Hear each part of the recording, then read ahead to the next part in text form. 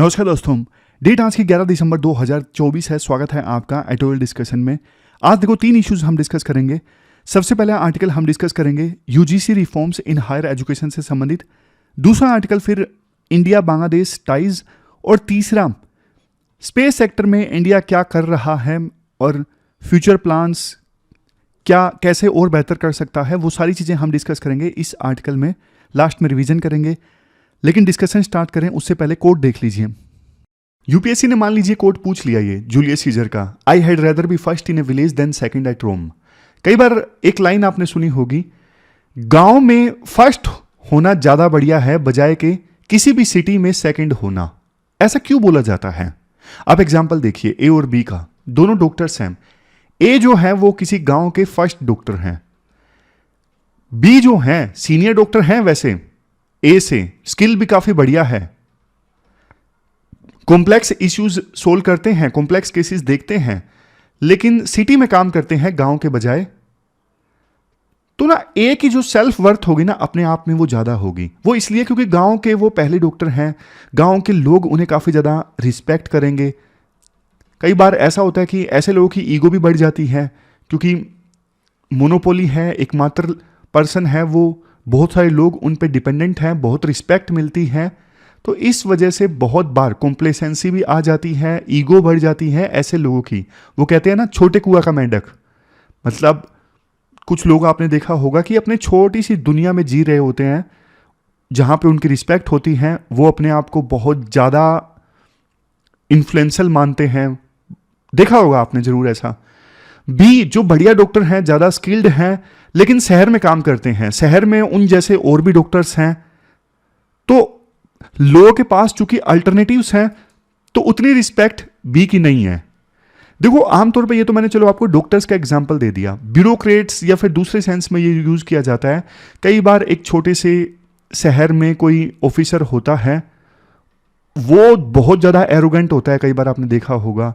लेकिन बल्कि सिटीज़ में जहाँ पे बहुत सारे ब्यूरोक्रेट्स काम करते हैं, वहाँ पे कई बार ब्यूरोक्रेट्स बहुत ज़्यादा हम्बलनेस के साथ बात करते हैं, बहुत ज़्यादा कॉम्प्लिसेंट नहीं होते, जनता के हित में काम करने की कोशिश करते हैं।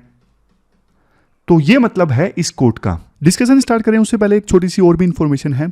जिन बच्चों का परसों मेंस क्लियर हुआ है ना, और अब वो पूरी तरह से इंटरव्यू की तैयारी करना चाहते हैं, तो आप देखो ये फॉर्म भर दीजिए इस कोड को स्कैन करके। कल मैं कमेंट बॉक्स में डालना भूल गया था, तो कमेंट बॉक्स में भी डाल दूंगा और डिस्क्रिप्शन बॉक्स में भी डाल दूंगा। काफ़ी बढ़िया है ये इंटरव्यू गाइडेंस प्रोग्राम, इसमें नोट्स भी मिलते हैं, डेफ का एनालिसिस, बहुत सारी चीज़ें हैं। मतलब जिन्होंने पिछली बार इंटरव्यू दिया था और इस बार फिर से देंगे उनको पता भी होगा। तो इस कोड को स्कैन करिए और लिंक भी डाल दूंगा। अब चलिए डिस्कशन स्टार्ट करते हैं। इसके बाद नेक्स्ट आर्टिकल हायर एजुकेशन में रिफॉर्म्स से संबंधित है। अपने सिलेबस में जीएस पेपर 2 में एजुकेशन वाला जो टॉपिक है ना, यहां से आर्टिकल को रिलेट कर सकते हो। क्या कंटेस्ट है? देखो यूजीसी ने ना हाल ही में draft UGC minimum standards of instruction for grant of under graduate degree and post graduate degree regulation 2024 release किया। अभी ये सिर्फ ड्राफ्ट है। हायर एजुकेशन में काफ़ी रिफॉर्म्स लाने की कोशिश है इन रेगुलेशंस के थ्रू। जैसे देखो सबसे पहले बाय एनुअल एडमिशंस। जैसे देखो अभी ना ग्रेजुएशन में एडमिशन लेना हो या फिर पोस्ट ग्रेजुएशन में एडमिशन लेना हो, साल में सिर्फ एक बार एडमिशन हो सकता है, फॉर एग्जांपल जुलाई में। लेकिन प्रपोजल ये है बाय एनुअल एडमिशन हो, मतलब साल में ना 2 बार एडमिशन हो उसके, जुलाई में और जनवरी में। तो बहुत सारे बच्चे जो जुलाई में एडमिशन नहीं ले पाते हैं किन्हीं रीजन्स की वजह से, उस समय उन्हें क्लैरिटी नहीं थी या फिर कुछ हेल्थ रीजन्स थे, फैमिली रीजन्स थे, तो फिर वो उनका पूरा साल खराब नहीं होगा, वो उसी साल जनवरी में एडमिशन ले सकेंगे। और इसके बाद next enabling students from any stream to pursue any discipline in UG and PG. अब जैसे देखो पहले क्या होता था, +1 +2 करी मान लीजिए ह्यूमैनिटी से, तो ना फिर उस बच्चे को ना बीएससी में एडमिशन नहीं लेने दिया जाता था, रिजिडिटी थी। लेकिन ना अब ये अलाउ कर दिया जाएगा कि स्कूल में कोई भी सब्जेक्ट लिया हो वो बच्चा कोई भी कोर्स कर सकता है, लेकिन हाँ टेस्ट वगैरह जरूर क्लियर करना पड़ेगा यूनिवर्सिटी लेवल पे या फिर दूसरे लेवल पे, जैसे फॉर एग्जांपल CUET का एग्जाम क्लियर करने के लिए कह दिया, तो अब वो रिजिडिटी नहीं है कि +1 +2 अगर आर्ट्स से करी तो सिर्फ BA में ही एडमिशन लिया जाएगा। नहीं, +1 +2 बेसिक ह्यूमैनिटी से करी हो तो उसे भी BSc में एडमिशन लेने दिया जाएगा अगर वो एक यूनिवर्सिटी लेवल का टेस्ट क्लियर करता है। तो ये जो यूनिवर्सिटी लेवल का टेस्ट होगा ना, ये नेशनल क्वालिफाइंग एग्जामिनेशन होगा, जैसे मैंने आपको एग्जांपल भी दिया CUET। अच्छा, इसके बाद एक अच्छी चीज, बहुत सारे स्टूडेंट्स ऐसे होते हैं जो बोलते हैं यार, जैसे BA 3 साल की है, वो बोलते हैं कि यार हमें 3 साल में नहीं करना, 4 साल में करना है, हमारी फैमिली कंडीशन ठीक नहीं है, तो हमें ज़्यादा समय चाहिए BA क्लियर करने के लिए, तो एक्सटेंशन अलाउड होगा। और बहुत सारे बच्चे ऐसे भी होंगे जो बोलते हैं कि यार इतनी आसान आसान चीज़ें हैं, 3 साल में क्यों लूँ, मैं तो 2.5 साल में करना चाहता हूँ, 2.5 ईयर्स में। तो ऐसे बच्चों के लिए भी प्रोविज़न होगा कि वो कुछ क्रेडिट्स ऑनलाइन से या फिर इधर उधर से प्राप्त कर सकते हैं और अपनी डिग्री 3 साल में करने के बजाय वो जल्दी कर सकते हैं, 2.5 साल में ही। ये देखो, डिग्री को एक्सटेंड करने और एक्सेलरेट करने का प्रोविज़न होगा। फिर नेक्स्ट है, students can pursue multiple degrees simultaneously. Multiple degrees, जैसे कोई बीटेक कर रहा है, तो बीटेक के साथ साथ अगर देखो वो कोई और डिग्री करना चाहता है, फॉर एग्जांपल लॉ की, तो उसे अलाउड होगा ये करना। लेकिन दोनों जो अलग अलग डिग्रीज है ना, वो अलग अलग फॉर्म में होनी चाहिए। ऐसा नहीं दोनों ही फिजिकल फॉर्म में हो, तो एक बच्चा दोनों जगह फिजिकल फॉर्म में मौजूद नहीं रह सकता ना। तो कोई बच्चा 2 अलग अलग साइमल्टेनियसली डिग्री परस्यू कर सकता है, लेकिन दोनों अलग अलग फॉर्म में होनी चाहिए। अगर एक फिजिकल फॉर्म में है तो दूसरा फिर ऑनलाइन फॉर्म में होना चाहिए, ऐसे। तो ऐसा करके वो बच्चा एक ही समय में 2 डिग्रीज परस्यू कर सकता है। फिर देखो, जो हायर एजुकेशन के संस्थान है ना, उनके पास में ऑटोनॉमी होगी कि वो अपने हिसाब से अटेंडेंस का थ्रेशोल्ड डिसाइड कर सकते हैं। जैसे आमतौर पे 75% बोल दिया जाता है ना कि 75% अटेंडेंस होना जरूरी है, अगर इससे कम होगी तो बच्चों को एग्जाम नहीं देने दिया जाएगा। तो UGC ने इन ड्राफ्ट में बोला कि जो हायर एजुकेशन के संस्थान है ना, वो अपने हिसाब से डिसाइड करें। जैसे IIT बॉम्बे है ना, वो 40% अटेंडेंस का थ्रेशोल्ड रख सकता है, 40% अटेंडेंस होनी जरूरी है क्लासेस में। बाकी कुछ लैब्स में अटेंडेंस हो, प्रोजेक्ट्स में अटेंडेंस हो तो चलेगा, कोई दिक्कत नहीं है। तो सभी इंस्टीट्यूट्स के पास में ऑटोनॉमी होगी। तो UGC के जो चेयरमैन हैं M जगदीश कुमार, वो कहते हैं देखो, पहले ना काफ़ी रिजिडिटी थी हमारे हायर एजुकेशन लैंडस्केप में, अब उस रिजिडिटी को अवॉइड किया गया है, ख़त्म किया गया है। स्टूडेंट्स के पास में भरपूर फ्लेक्सिबिलिटी होगी, वो कैसा पढ़ना चाहते हैं। और इस प्रकार से इन ड्राफ्ट्स के थ्रू UGC ने ग्लोबल स्टैंडर्ड्स को मीट किया है। जो ग्लोबल यूनिवर्सिटीज़ है ना, जैसे ऑक्सफोर्ड है, MIT है, वहाँ पे देखो बच्चों के पास में बहुत फ्लेक्सिबिलिटी रहती है, बट हमारे देश में नहीं थी। तो हम भी हमारे देश के हायर एजुकेशन को ग्लोबल स्टैंडर्ड्स के हिसाब से बना रहे हैं। लेकिन देखो, कुछ चैलेंजेस भी हैं, राइटर बोलते हैं। जैसे देखो, एक प्रोविज़न था कि +1 +2 में ह्यूमैनिटी थी, लेकिन वो ग्रेजुएशन अपनी फिर भी BSc से कर सकता है। लेकिन देखो, प्रोविज़न तो कर दिया ना कि उसको एक नेशनल लेवल का टेस्ट क्लियर करना पड़ेगा, CUET। तो नेशनल लेवल का टेस्ट क्लियर करना पड़ेगा, तो इसका मतलब पावर और ज़्यादा सेंट्रलाइज हुई है। सेंट्रलाइज्ड एग्जामिनेशन की जो इंपॉर्टेंस है बल्कि और ज़्यादा बढ़ी है इसके थ्रू। तो फिर जो हमने पहले अभी फ्लेक्सिबिलिटी वाला पॉइंट डिस्कस किया, वो फ्लेक्सिबिलिटी वाला पॉइंट तो यहाँ पे नहीं लागू होगा, समझ गए। देखो, और चैलेंजेस बताऊं मैं, अभी 2-3 पॉइंट और भी बाकी हैं ड्राफ्ट के बारे में, पहले आप वो भी सुन लीजिए, फिर फर्दर चैलेंजेस आपको बताऊंगा। चलो, एक चैलेंज आपने सुन लिया, ये सेंट्रलाइज्ड एग्जामिनेशन वाला, वो बाद में भी आपको बोल दूंगा। अभी थोड़ा और डिस्कस कर लेते हैं ड्राफ्ट के बारे में ही। जो ये ड्राफ्ट रूल्स है ना, देखो, ये नेशनल एजुकेशन पॉलिसी 2020 से अलाइन करते हैं। ये जो नेशनल एजुकेशन पॉलिसी 2020 थी ना, इस एजुकेशन पॉलिसी में बोला गया था कि हाइब्रिड लर्निंग होनी चाहिए और स्किल बेस्ड एजुकेशन होनी चाहिए।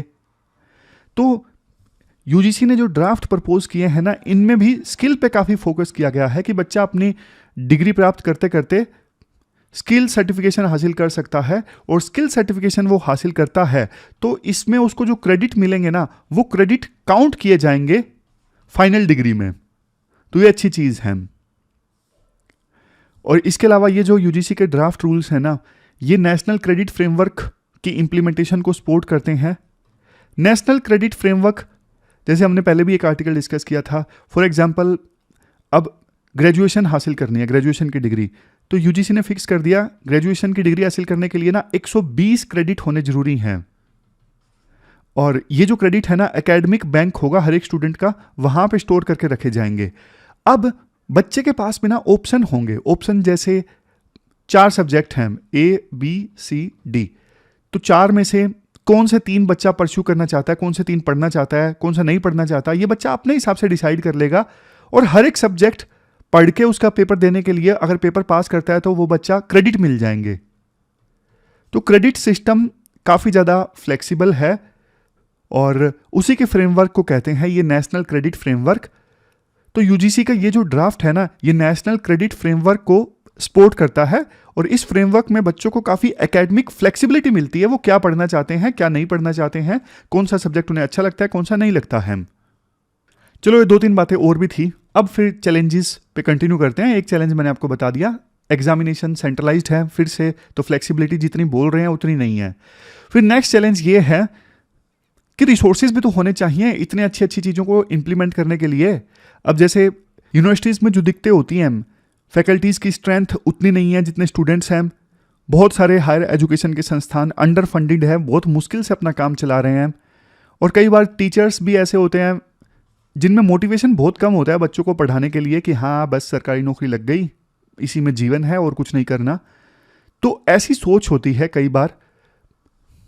एक चीज़ राइटर यहाँ पे ये बोलते हैं, ये जो रेगुलेटरी नया फ्रेमवर्क है ना जो प्रपोज किया है यूजीसी ने, अब देखो अगर हायर एजुकेशन का इंस्टीट्यूशन ऑटोनोमस है ना, तो वहाँ पे इन चीज़ों को इम्प्लीमेंट करना ज़्यादा आसान है।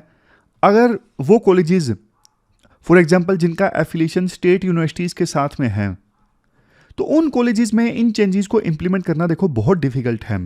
और एजुकेशन वैसे कॉन्करेंट लिस्ट में आता है। स्टेट गवर्नमेंट ना कई बार, अब जैसे जहाँ पे अपोजिशन की सरकार है, फॉर एग्जांपल जहाँ पे कांग्रेस की सरकार है, तो ना उस फिर राज्य में स्टेट यूनिवर्सिटीज़ ना यूजीसी के इन नए रेगुलेशंस को आसानी से अपनाएंगे नहीं। ये बड़ी दिक्कत आती है हमारे देश में। और देखो नई चीज़ जब भी आती है ना तो उसका विरोध जरूर होता है। ये चीज़ अच्छी है, जो यूजीसी ने रिफॉर्म्स प्रपोज किए हैं ना बहुत अच्छे हैं, लेकिन आमतौर पे ना पुराने प्रोफेसर्स हैं वो विरोध करते हैं। कुछ एकेडमिक बॉडीज़ के थ्रू विरोध होगा, अपोजिशन होगा कि सही नहीं है ये, क्यों हम ये कर रहे हैं। काफ़ी ब्यूरोक्रेटिक हर्डल्स आती हैं, तो जिससे अच्छी अच्छी चीज़ों को भी इम्प्लीमेंट करना कई बार काफ़ी ज़्यादा डिफ़िकल्ट हो जाता है। जैसे एक एग्जांपल दिया जाता है एकेडमिक बैंक्स ऑफ क्रेडिट्स का। अब ये जो एकेडमिक बैंक्स ऑफ क्रेडिट का सिस्टम था ना नेशनल क्रेडिट फ्रेमवर्क के थ्रू जो आया, ये अच्छा है, काफ़ी फ्लेक्सिबिलिटी मिलती है, बट इसका इम्प्लीमेंटेशन अभी भी अच्छे से नहीं हो पाया है। जो रिफॉर्म्स प्रपोज किए गए हैं वो देखो रिफॉर्म कितने ग्राउंड ब्रेकिंग है, आप खुद देखिए। एग्जाम्पल दिया जाता है आर्टिकल में, बच्चा ना एक एजुकेशनल इंस्टीट्यूशन में एडमिशन ले सकता है, दूसरे से कोर्स सीख सकता है, मतलब एक में एडमिशन लिया और दूसरे एजुकेशनल संस्थान से कोई कोर्स सीख लिया, और किसी कंपनी में कंप्लीट अप्रेंटिसशिप कर सकता है, लेकिन डिग्री देगा वही कॉलेज जहां उसने एडमिशन लिया था। अब देखो इन चीज़ों को इम्प्लीमेंट करने के लिए ना बहुत एनर्जी चाहिए, बहुत पैसा चाहिए, बहुत कोऑर्डिनेशन चाहिए। लेकिन दिक्कत वही है ना, बजट में आप एलोकेशन देखिए हायर एजुकेशन के लिए, इस बार पिछले साल की कंपैरिजन में 15% कम है। तो कंक्लूजन में राइटर यही बोलते हैं, यूजीसी के ये नए जो ड्राफ्ट रूल्स हैं ना काफ़ी अच्छा विजन दिखाते हैं, लेकिन सक्सेस इस बात पे डिपेंड करेगी कि ऑलरेडी जो हायर एजुकेशन में चैलेंजेस हैं ना उनको कैसे एड्रेस किया जाता है, और क्या इनफ रिसोर्सेज प्रोवाइड किए जाते हैं इन यूजीसी के ड्राफ्ट रूल्स में जो चीज़ें रखी गई हैं उनको इम्प्लीमेंट करने के लिए या फिर नहीं। तो ये पूरा आर्टिकल हमने डिस्कस किया, चलते हैं आगे। इसके बाद नेक्स्ट आर्टिकल देखो, इंडिया बांग्लादेश टाइज से संबंधित है। अपने सिलेबस में जीएस पेपर सेकंड के इस टॉपिक से आर्टिकल को रिलेट कर सकते हो। क्या कंटेक्स्ट है? कंटेक्स्ट देखो ये है, भारत के जो फॉरेन सेक्रेटरी है ना विक्रम मिस्री, वो एक दिन की बांग्लादेश यात्रा पर गए ढाका में। वहाँ पर उन्होंने बांग्लादेश में जो अभी इंटरिम गवर्नमेंट है ना, जो शेख हसीना के बांग्लादेश से भाग जाने के बाद बनी। और उस इंटरिम गवर्नमेंट को जो लीड कर रहे हैं ना प्रोफेसर मोहम्मद यूनुस, जिनको नोबेल पुरस्कार मिला था 2006 में, तो इनसे मुलाकात की हमारे फॉरेन सेक्रेटरी विक्रम मिस्री ने। और ये मुलाकात देखो काफ़ी ज़्यादा ज़रूरी थी, क्योंकि देखो जब तक शेख हसीना बांग्लादेश की प्रधानमंत्री थी ना, तब तक तो बल्कि एग्जाम्पल दिया जाता था कि देखो बांग्लादेश के साथ इंडिया की रिलेशनशिप कितनी बढ़िया है। मॉडल रिलेशनशिप के तौर पे प्रेजेंट किया जाता था किसी भी पड़ोसी देश के साथ में। मतलब इंडिया बोलता था कि देखो, नेपाल को बोलता था कि देखो बांग्लादेश के जैसे इंडिया के साथ रिलेशनशिप है ना वैसी हम बनाएंगे। श्रीलंका को बोला करता था कि बांग्लादेश के साथ जैसी अच्छी रिलेशनशिप है ना वैसे आप रखिए। लेकिन देखो जब से शेख हसीना ने प्रधानमंत्री पद छोड़ा है, भाग कर वो इंडिया में आई हैं, तब से लेके अभी तक तो देखो रिलेशनशिप लगातार खराब हो रही है। बांग्लादेश में जो माइनॉरिटीज़ हैं, खास करके हिंदू माइनॉरिटीज़, उनके ऊपर काफ़ी ज़्यादा अटैक्स हुए हैं। बांग्लादेश इंडिया से इसलिए खफा है, बांग्लादेश का कहना है भारत बांग्लादेश में ना इंटरफेरेंस कर रहा है, दूसरे नहीं करना चाहिए। और दूसरा देखो, शेख हसीना भागकर कहाँ पे आई? भारत में आई। तो बांग्लादेश अब ये चाहता है कि शेख हसीना को ना भारत बांग्लादेश को सौंप दें, वहाँ पे हम इनके खिलाफ में केस वगैरह चलाएंगे, और केस चलाएंगे तो इसलिए हम उनको भारत से बांग्लादेश में लाना चाहते हैं। और इंडिया बांग्लादेश को शेख हसीना कभी देगा नहीं, क्योंकि शेख हसीना के समय में भारत और बांग्लादेश की रिलेशनशिप काफ़ी अच्छी थी और भारत की मित्र के रूप में इन्हें जाना जाता है शेख हसीना को। और दूसरा देखो, बांग्लादेश की सरकार ये भी बोलती है कि भारत में रह के शेख हसीना ना स्टेटमेंट्स जारी करती हैं, तो इससे फिर और गुस्सा आता है कि भारत इनको पनाह दे रहा है और ये हमारे खिलाफ स्टेटमेंट्स जारी कर रही हैं भारत की धरती से। तो ये दिखते हैं। अभी ना क्या हुआ, वहां पे ना एक हिंदू मोंक है, उनको ना अरेस्ट किया गया सेडिशन के चार्जेस पर। तो जब ऐसा हुआ तो काफ़ी क्रिटिसिज्म हुआ बांग्लादेश की सरकार का। बदले में ना हमारे देश में त्रिपुरा की राजधानी अगरतला में ना जो बांग्लादेश का डिप्लोमेटिक मिशन था ना, जो बिल्डिंग थी, उसके अंदर प्रोटेस्टर घुस गए। तो फिर बांग्लादेश ने वो डिप्लोमेटिक मिशन बंद कर दिया, अपने डिप्लोमेट्स को वापस बुला लिया। तो इसके कारण भी तलखी जो है ना भारत और बांग्लादेश के रिलेशंस में बढ़ गई। लेकिन ये जो मुलाकात हुई ना, इस मुलाकात के बाद अच्छी अच्छी बातें बोली गई। मुलाकात के बाद हमारे फॉरेन सेक्रेटरी ने ये बोला, देखो भारत इच्छा रखता है, जो बांग्लादेश की अभी इंटरिम गवर्नमेंट है ना, इस गवर्नमेंट के साथ में बिल्कुल क्लोजली काम करने की भारत इच्छा रखता है। लेकिन देखो एक बात तो सच है, भारत में भी और बांग्लादेश में भी एक दूसरे की कुछ रिलीजियस, कल्चरल और डिप्लोमेटिक प्रॉपर्टीज को नुकसान तो देखो पहुंचा है। बांग्लादेश में जहां मंदिरों को निशाना बनाया गया, और यहाँ पे अगरतला में जो डिप्लोमेटिक मिशन था बांग्लादेश का, वहाँ पे प्रोटेस्टर्स घुस गए थे। लेकिन देखो इस मुलाकात के बाद ना जो चीफ एडवाइज़र है ना मोहम्मद यूनुस, उन्होंने ये बोला भारत के साथ बांग्लादेश की जो रिलेशनशिप है वो काफ़ी सॉलिड है, क्लोज है, और इंडिया को कुछ चीज़ों पे जो डाउट्स हैं वो क्लियर करने चाहिए। वही चीज़ें जैसे शेख हसीना की अभी क्या भूमिका है, वो सारी चीज़ें। दोनों साइड्स ने देखो बहुत सारे इश्यूज़ पे चर्चा की, जैसे इंडिया और बांग्लादेश के बीच में border management, trade, connectivity, cooperation in water energy sector, development cooperation, consular, cultural, people to people ties, ये सारे जो इश्यूज थे ना, इन पे चर्चा हुई। इनको आगे ले जाया जाएगा। मतलब पहले शेख हसीना थी, शेख हसीना के कार्यकाल में इन इश्यूज पे चर्चा होती थी, कोऑपरेशन होता था, अब वहीं से कोऑपरेशन आगे बढ़ेगा। देखो एक चीज़, जो इंडिया है ना वो बांग्लादेश काइंड ऑफ इंडिया का दोस्त ही है। हालांकि शेख हसीना के जाने के बाद में थोड़ा सा इश्यूज आए, लेकिन यूं तो नहीं कहा जा सकता कि हाँ भाई दोस्ती खत्म हो गई। तो ना दोस्तों के साथ में अगर भारत अपने कुछ कंसर्न्स जाहिर करता है, जैसे बांग्लादेश में माइनॉरिटीज़ के ऊपर अटैक्स, तो ना फिर भारत को दोस्तों के कंसर्न्स भी सुनने की हिम्मत रखनी चाहिए। ये पॉइंट राइटर कंक्लूजन में देते हैं। देखो नेपाल, श्रीलंका, मालदीव, ऑलरेडी इन देशों में ऐसे लीडर्स सत्ता में आए जो पूरी तरह से भारत के साथ तो नहीं है। जैसे नेपाल में KPS ओली आए जो प्रो चाइना है, और अभी जो श्रीलंका में लीडर आए वो भी प्रो इंडिया तो नहीं कह सकते। मालदीव में भी, हालांकि अभी उनका थोड़ा सा ट्रैक इंडिया की तरफ ठीक हुआ है, लेकिन फिर भी वो एंटी इंडिया थे पहले, अभी उन्होंने थोड़ा अपना स्टैंड मॉडरेट कर लिया है। तो ऐसी सिचुएशन में बांग्लादेश में भी अगर ऐसी सरकार होती है जिसके साथ में इंडिया कोऑपरेशन नहीं है या फिर रिलेशनशिप बहुत ख़राब है, तो ये इंडिया के लिए अच्छी चीज़ नहीं है। तो इसलिए इंडिया की ये अच्छी पहल थी कि भारत के फॉरेन सेक्रेटरी को बांग्लादेश में भेजना चीज़ों को ठीक करने के लिए।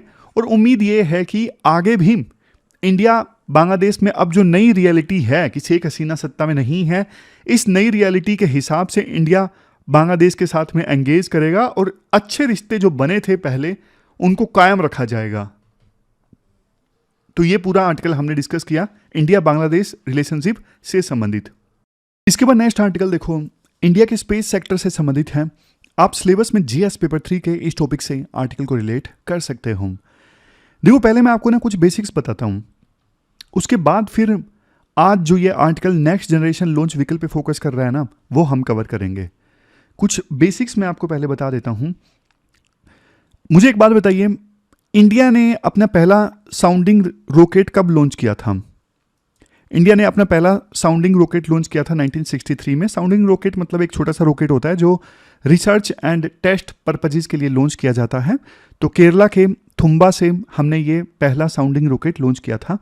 उसके बाद इंडिया ने अपना पहला सैटेलाइट कब लॉन्च किया? बताइए बताइए बताइए। एक काम कर रहे हो, आप कमेंट बॉक्स में बताओ, पहला सैटेलाइट इंडिया ने कब लॉन्च किया था? चलो नाम मैं अब आपको बता देता हूं, साल आप बता दीजिएगा। नाम है आर्यभट्ट, और कौन से ईयर में लॉन्च हुआ था ये आप बता दीजिए कमेंट बॉक्स में। फिर 1980 में ना इंडिया ने सैटेलाइट लॉन्च व्हीकल से एक सैटेलाइट लॉन्च किया था, रोहिणी सैटेलाइट, इसको ऑर्बिट में डाला था। और ये जो सैटेलाइट लॉन्च व्हीकल 3 था ना, ये इंडिया का अपना रॉकेट था। इंडिया का देखो इसरो का मेन एम देखो ये था, अपने सैटेलाइट्स डेवलप करना और उन्हें अपने रॉकेट से लॉन्च करना, और स्पेस टेक्नोलॉजी के मामले में सेल्फ रिलायंस, ये इसरो का मेन गोल था उस समय। बट आज देखो इंडिया का जो स्पेस प्रोग्राम है वो काफ़ी ज़्यादा मैच्योर हो चुका है। इसरो काफ़ी एम्बिशियस प्लान्स अभी बना रहा है, जैसे गगनयान मिशन है। गगनयान मिशन इंडिया का पहला ह्यूमन स्पेस फ्लाइट वाला मिशन होगा। स्पेस स्टेशन मान लीजिए, इंडिया आने वाले 10 सालों में इंडिया का खुद का एक इंडियन स्पेस स्टेशन ऑर्बिट में होगा, अर्थ के ऑर्बिट में। इसके अलावा हमारा मून मिशन है, चंद्रयान मिशन, मतलब चंद्रमा पर भारत जो है यानी इसरो जो है ह्यूमंस को ले जाना चाहता है। और देखो ह्यूमन स्पेस फ्लाइट कैपेबिलिटी, ये ऐसा नहीं है कि सिर्फ एक टेक्नोलॉजिकल अचीवमेंट होगा, बल्कि देखो इसका स्ट्रेटेजिक एडवांटेज भी होगा। इंडिया ग्लोबल लीडर्स की श्रेणी में शामिल हो जाएगा स्पेस सेक्टर में, जब इंडिया अपने लोगों को चंद्रमा पर लेकर जाएगा। अब लेकिन देखो ये सब मिशंस अचीव करने के लिए ना, मतलब ये तो सिर्फ एग्जांपल है, हमें थोड़े ज़्यादा एडवांस रॉकेट्स चाहिए जो ज़्यादा भारी पेलोड्स कैरी आउट कर सकें। अभी जैसे हमारे पास में ना लॉन्च व्हीकल मार्क 3 है, ये इंडिया का रॉकेट है लॉन्च व्हीकल मार्क 3। अब जियो स्टेशनरी ट्रांसफर ऑर्बिट में सैटेलाइट को डालना है अर्थ से 36,000 किलोमीटर की हाइट पर। तो देखो 4,000 किलोग्राम तक का जो सैटेलाइट है वो कैरी आउट किया जा सकता है लॉन्च व्हीकल मार्क 3 के द्वारा, लेकिन इससे ज़्यादा का नहीं। और 4,000 तो देखो बिल्कुल आइडियल सिचुएशन में है, थोड़ा कम ही वेट का जो सैटेलाइट है वो ले जाया जा सकता है जियो स्टेशनरी ट्रांसफर ऑर्बिट में लॉन्च व्हीकल मार्क 3 के द्वारा। लेकिन देखो जैसे स्पेस एक्स कंपनी है इलोन मस्क की, ये जो कंपनीज है ना, ये बहुत भारी भरकम सैटेलाइट जो है वो जियो स्टेशनरी ट्रांसफर ऑर्बिट में डाल सकती हैं। अभी क्या हुआ, कुछ ही दिनों पहले की ये बात थी, इसरो को ना एक सैटेलाइट लॉन्च करना था। सैटेलाइट था GSAT-N2। अब ये सैटेलाइट काफ़ी भारी है देखो, तो इसरो के पास में ऐसा रॉकेट ही नहीं जो इतने भारी सैटेलाइट को ले जा सके। तो इसरो ने ना इनको बोला, स्पेसएक्स कंपनी को बोला कि भाई हमारा सैटेलाइट लॉन्च कर दीजिए। तो स्पेसएक्स कंपनी का जो फाल्कन 9 रॉकेट था ना, इस फाल्कन 9 रॉकेट ने इसरो के इस सैटेलाइट को लॉन्च किया, क्योंकि इस सैटेलाइट का वेट था 4700 किलोग्राम और जैसे मैंने आपको बताया जियो स्टेशनरी ऑर्बिट में डालना हो तो लॉन्च व्हीकल मार्क 3 सिर्फ 4000 किलोग्राम तक का सैटेलाइट ले जा सकता है। और आपको पता है स्पेसएक्स के पास में तो रीयूजेबल रॉकेट भी हैं, मतलब ऐसे रॉकेट, ऐसे लॉन्च व्हीकल्स जो फिर से रीयूज किए जा सकते हैं। बट देखो इसरो भी कम नहीं है, इसरो अभी काम कर रहा है। यूनियन कैबिनेट ने ना इसरो को अप्रूवल दिया कि आप भी बढ़िया लॉन्च व्हीकल बनाओ यार। तो इसरो अब काम करेगा NGLV पर, next generation launch vehicle. Next generation launch vehicle की खास बात देखो ये है, जो अभी LVM-3 है ना, लॉन्च व्हीकल मार्क 3, इससे 3 गुना ज्यादा वेट NGLV ले जा सकेगा स्पेस में। और देखो ये रीयूजेबल होगा। LVM-3 ये सिंगल टाइम यूज किया जा सकता था, बट NGLV ये तो बार बार यूज किया जा सकता है स्पेसएक्स कंपनी के रीयूजेबल रॉकेट की तरह।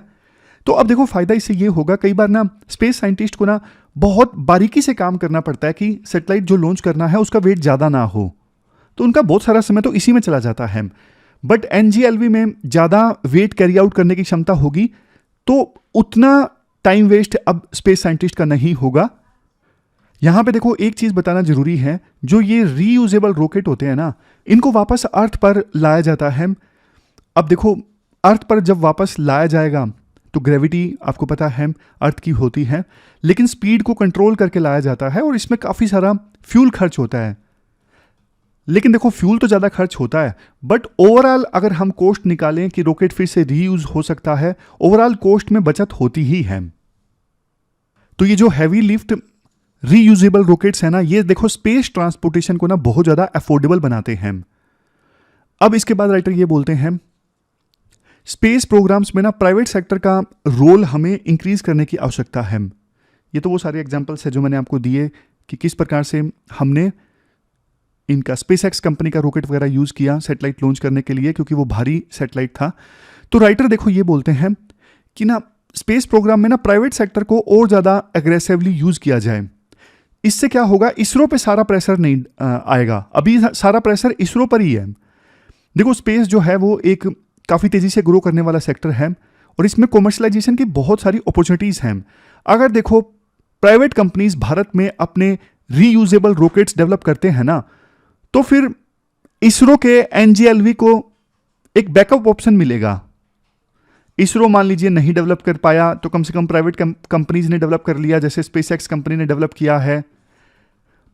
अब आप बोलोगे सर प्राइवेट कंपनीज को तो बहुत सारी फंडिंग चाहिए, बिल्कुल चाहिए। तो ना राइटर एक अच्छी चीज सजेस्ट करते हैं, आप ना माइलस्टोन्स पे फंडिंग दे दो प्राइवेट कंपनीज को। जैसे सरकार ये बोल दे कि आपने फ्यूल वाली स्टेज अच्छे से डेवलप कर ली तो आपको हम इतनी फंडिंग दे देंगे। अगली माइलस्टोन, मतलब इस टेक्नोलॉजी को डेवलप करने में कोई अगली माइलस्टोन आपने अचीव कर ली तो हम थोड़ा और फंडिंग दे देंगे। तो माइलस्टोन के बेसिस पे फंडिंग दी जा सकती है प्राइवेट कंपनीज को, इससे फायदा ही फायदा होगा। एक तरफ देखो प्राइवेट कंपनीज को मोटिवेशन मिलेगा कि एक छोटा माइलस्टोन हासिल कर लिया टेक्नोलॉजी डेवलप करने की जर्नी में, तो सरकार से फंडिंग मिल जाएगी, तो वो छोटे छोटे माइलस्टोन्स फिर हासिल करने की कोशिश करेंगे, ओवरऑल टेक्नोलॉजी डेवलप हो जाएगी। ओवरऑल टेक्नोलॉजी ना भी डेवलप हो सकी तो टेक्नोलॉजी इंप्रूवमेंट तो देखो जरूर होगा प्राइवेट कंपनीज के काम करने से। कुछ ग्लोबल एग्जांपल्स भी राइटर देते हैं। अभी कुछ जो ग्लोबल प्लेयर्स हैं ना, जैसे देखो स्पेसएक्स है, ब्लू ओरिजिन है, चाइना है, ये सारी जो स्पेस एजेंसीज है ना, वो और तेजी से रीयूजेबल रॉकेट पे काम कर रही हैं। अभी तक का सबसे एडवांस्ड वर्जन तो स्पेसएक्स का स्टारशिप है, जो देखो 21,000 किलोग्राम का पेलोड जियो स्टेशनरी ट्रांसफर ऑर्बिट तक ले जा सकता है, और वो भी रीयूजेबल। लेकिन बाकी स्पेस एजेंसीज के बीच में जबरदस्त कंपटीशन है रीयूजेबल रॉकेट को डेवलप करने पे, और वो ज्यादा भारी पेलोड ले जा सके इस पर काम करने में। तो इंडिया देखो इस रेस में ना पीछे नहीं रह सकता, इंडिया के पास में जबरदस्त मौका है। और इसरो तो देखो अपना काम करेगा ही, लेकिन प्राइवेट कंपनीज को भी मौका देना चाहिए कि प्राइवेट कंपनीज भी अपने लेवल पे काम करें और ऐसी टेक्नोलॉजी डेवलप करें। यूएसए में भी तो आखिरकार एक प्राइवेट कंपनी ने ऐसी टेक्नोलॉजी को डेवलप किया है, ना कि नासा ने। पहले बल्कि एक मीम आता है, नासा वाले मजाक उड़ाते थे इलोन मस्क का कि अरे ऐसा नहीं हो सकता, रॉकेट को रीयूज नहीं किया जा सकता, लेकिन इलोन मस्क ने इसे सफल कर दिखाया। तो हमारे देश में भी देखो प्राइवेट कंपनीज को मौका दिया जाए, उनको एग्रेसिवली सपोर्ट किया जाए, तो ये फिर पॉसिबल होगा। अब लास्ट में देखो जल्दी से थोड़ा रिवाइज कर लेते हैं। ये स्पेस वाला आर्टिकल तो अभी ही हमने डिस्कस किया था। शुरुआत में मैंने आपको बैकग्राउंड बताया था कब कब इंडिया ने अपना पहला सैटेलाइट लॉन्च किया, कब पहले साउंडिंग रॉकेट लॉन्च किया 63 में, और SLV-3 की सहायता से इंडिया ने रोहिणी सैटेलाइट लॉन्च किया था 1980 में। और अब इंडिया के काफ़ी एम्बिशियस मिशंस हैं, जैसे गगनयान मिशन है, इसके अलावा इंडिया का अपना खुद का स्पेस स्टेशन लॉन्च करने का मिशन है, और चंद्रमा पर इंडिया ह्यूमन बींग्स को ले जाना चाहता है, चंद्रयान मिशन का नेक्स्ट वर्जन। तो ये सब हमने डिस्कस किया। लेकिन अभी ना हमारे पास में जो लॉन्च व्हीकल है ना, उसकी कैपेसिटी काफ़ी कम है LVM-3 की।